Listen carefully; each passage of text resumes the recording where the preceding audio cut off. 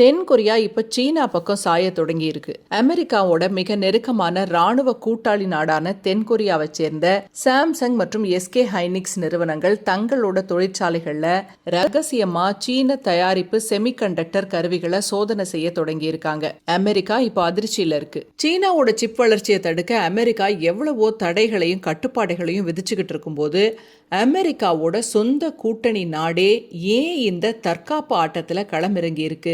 இது வெறும் ஒரு மேலோட்டமான வணிக முடிவு கிடையாது. இதுக்கு பின்னாடி பல பில்லியன் டாலர் மதிப்புள்ள சிப் தொழில்நுட்ப ரகசியங்களும் உலக வல்லரசு மாற்றத்திற்கான தென்கொரியாவோட நீண்ட கால கணக்குகளும் இருக்கு. முதல்ல தென்கொரியாவோட எலக்ட்ரானிக்ஸ் உற்பத்தி பலத்தை நம்ம புரிஞ்சுக்கணும். உலகத்திலேயே மெமரி சிப், டிஸ்பிளே, அப்புறம் அதிநவீன நுகர்வோர் சாதனங்கள் தயாரிப்புல தென்கொரியா தான் சந்தையில முன்னாடி நிக்குது.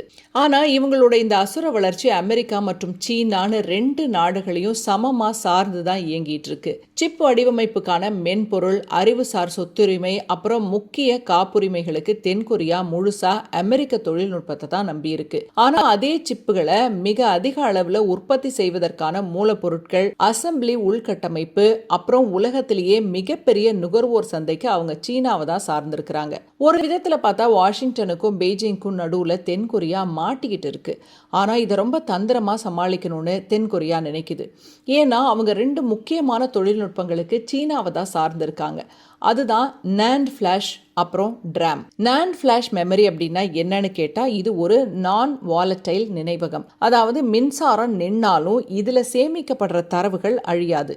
அது மட்டும் இல்லாம கணினிகள் அப்புறம் லேப்டாப்கள்ல பழைய ஹார்ட் டிஸ்க்குகளுக்கு பதிலா இப்போ அதிவேகமா செயல்படக்கூடிய SSD டிரைவ்லையும் இதுதான் முக்கிய பங்கு வகிக்குது. உலகத்திலேயே கிளவுட் ஸ்டோரேஜ் அப்புறம் மிகப்பெரிய டேட்டா சென்டர்கள்ல கோடிக்கணக்கான தகவல்களை பாதுகாக்கவும் நிரந்தரமா சேமிச்சு வைக்கிறதுக்கும் இந்த தொழில்நுட்பம் ரொம்ப ரொம்ப முக்கியமானது. சாம்சங் நிறுவனம் உலகத்திலேயே மிக பிரம்மாண்டமான தங்களோட NAND ஃபிளாஷ் தொழிற்சாலையை சீனால இருக்கிற ஜியான் நகர்ல தான் வச்சிருக்கிறாங்க. அடுத்தது DRAM.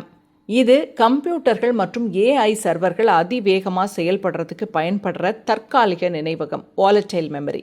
எஸ்கே ஹைனிக்ஸ் நிறுவனம் தங்களோட உலகளாவிய DRAM உற்பத்தியோட பெரும் பகுதியை சீனால இருக்கிற ஊக்சி தொழிற்சாலையில தான் உற்பத்தி செய்யறாங்க. இப்போ கேள்வி என்னன்னா, தென்கொரிய நிறுவனங்கள் ஏன் இந்த முக்கியமான உற்பத்தியை சீனாவில் செய்யணும்? அதுக்கு காரணம் உற்பத்தி செலவு மற்றும் விநியோக சங்கிலி. சீனா உலகத்திலேயே மிகப்பெரிய நுகர்வோர் சந்தை, அப்புறம் சிப் அசம்பிளி செய்யறதுக்கான உள்கட்டமைப்பு அங்க ரொம்ப குறைந்த செலவுல கிடைக்குது. தென்கொரியாவோட மொத்த சிப் ஏற்றுமதியில கிட்டத்தட்ட 40-50% சீனாவுக்கு தான் போகுது.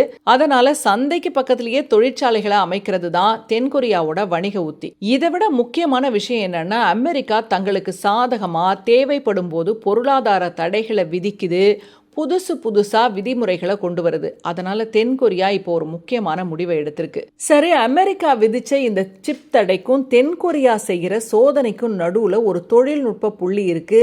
அதுக்கு பேர் தான் எச்சிங் எக்யூப்மெண்ட் மற்றும் DUV லித்தோகிராஃபி. ஒரு சிலிக்கன் வேஃபர்ல கோடிக்கணக்கான நுண் துளை சுற்றுகளை, சர்க்கியூட்ஸை உருவாக்குறது தான் சிப் தயாரிப்போட அடிப்படை. அது என்னன்னு பார்க்கலாம். Deep ultra violet lithography. இது ஒளியை பயன்படுத்தி சிலிக்கான் சிப் மேல ரொம்ப நுண்ணிய சர்க்கியூட் வடிவங்களை அச்சிடக்கூடிய ஒரு தொழில்நுட்பம். நெதர்லாந்தோட ASML நிறுவனம் இதுல உலக அளவில் ஆதிக்கம் செலுத்துது. ஆனா சமீபத்தில் சீனாவை சேர்ந்த ஒரு அரசு நிறுவனம் சொந்தமாவே அட்வான்ஸ்ட் இமர்ஷன் DUV இயந்திரங்களை உள்நாட்டிலேயே தயாரிச்சு பெரிய பரபரப்பை ஏற்படுத்தி இருக்காங்க. அடுத்தது எச்சிங் எக்யூப்மெண்ட். லித்தோகிராஃபி மூலமா வடிவங்களை அச்சிட்ட பிறகு தேவையில்லாத சிலிக்கான் பகுதிகளை வேதி பொருட்கள் கொண்டு ரொம்ப துல்லியமா செதுக்கி அகற்றக்கூடிய வேலை தான் எச்சிங். இதுக்கு அமெரிக்காவோட அப்ளைட் மெட்டீரியல்ஸ் மற்றும் லாம் ரிசர்ச் மாதிரியான நிறுவனங்களோட கருவிகளை தான் கொரிய நிறுவனங்கள் இதுவரைக்கும் நம்பி இருக்கிறாங்க. இங்கதான் சிக்கல் ஆரம்பிக்குது.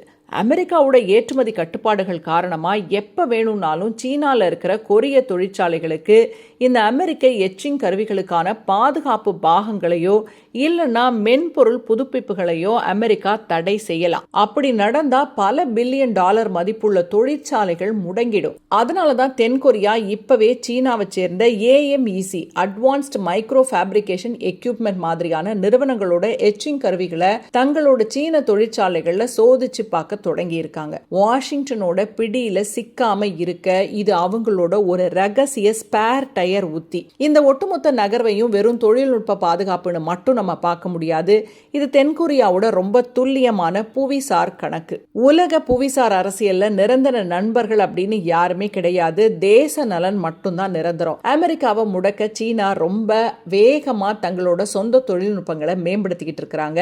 உதாரணமா ஹுவே நிறுவனம் தங்களோட புதிய அசன் 950 AI ப்ராசஸர்களை தென்கொரிய சந்தையிலேயே நேரடியாக களமிறக்க ஒப்பந்தங்களை செஞ்சிருக்காங்க. இது அமெரிக்காவோட என்விடியா சிப்புகளை விட கால் பங்கு விலையிலேயே சிறந்த செயல்திறனை தருது. தென்கொரியாவுக்கு ஒரு விஷயம் நல்லா புரியும். அமெரிக்கா என்னதான் சீனாவை தடுக்க நினைச்சாலும் சீனாவோட தொழில்நுட்ப சுயசார்பு வளர்ச்சியை நிறுத்த முடியாது. இன்னும் சில ஆண்டுகள்ல சீனா உலக பொருளாதாரத்திலையும் தொழில்நுட்பத்திலையும் முழுமையான வல்லரசா உருவெடுக்கும் போது தாங்கள் இந்த சிப் போட்டியில பின்தங்கிடக் கூடாதுன்னு தென்கொரியா நினைக்குது. அதனாலதான் அமெரிக்காவுக்கு தெரியாம சீன தொழில்நுட்பங்களோட இப்பவே ஒரு பாலத்தை அவங்க ரகசியமா அமைச்சுக்கிட்டு வராங்க.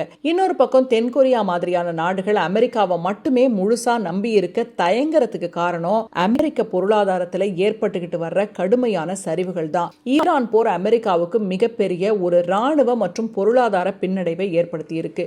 ரொம்ப குறுகிய காலத்துல முடியும்னு வாஷிங்டன் கணித்த இந்த யுத்தம் பல மாதங்களா நீடிச்சு அமெரிக்காவோட அதிநவீன ஆயுத கிடங்குகளை காலி பண்ணிடுச்சு. அது மட்டும் இல்லாம ஹார்மோஸ் நீர்ச்சந்தி பகுதியில் ஏற்பட்டிருக்கிற போக்குவரத்து முடக்கத்தால உலக அளவில் கச்சா எண்ணெய் விநியோகம் பாதிக்கப்பட்டு அமெரிக்காவில் எரிபொருள் விலை வரலாறு காணாத அளவுக்கு உயர்ந்திருக்கு. இதோட விளைவா பணவீக்கம் அமெரிக்காவில் உச்சமடைஞ்சிருக்கு. உற்பத்தி செலவுகள் அதிகரிச்சு வேலை வாய்ப்புகளும் குறைய தொடங்கி இருக்கு. ஒரு தவறான போரால தள்ளாடிக்கிட்டு இருக்கிற பணவீக்கம் நிறைஞ்ச ஒரு பலவீனமான பொருளாதாரத்தை மட்டுமே நம்பி இருக்கிறது தங்களோட எதிர்கால தொழில்நுட்ப ஆதிக்கத்துக்கு பாதுகாப்பானது இல்லைன்னு தென்கொரியாவுக்கு தெளிவா புரிஞ்சிருக்கு.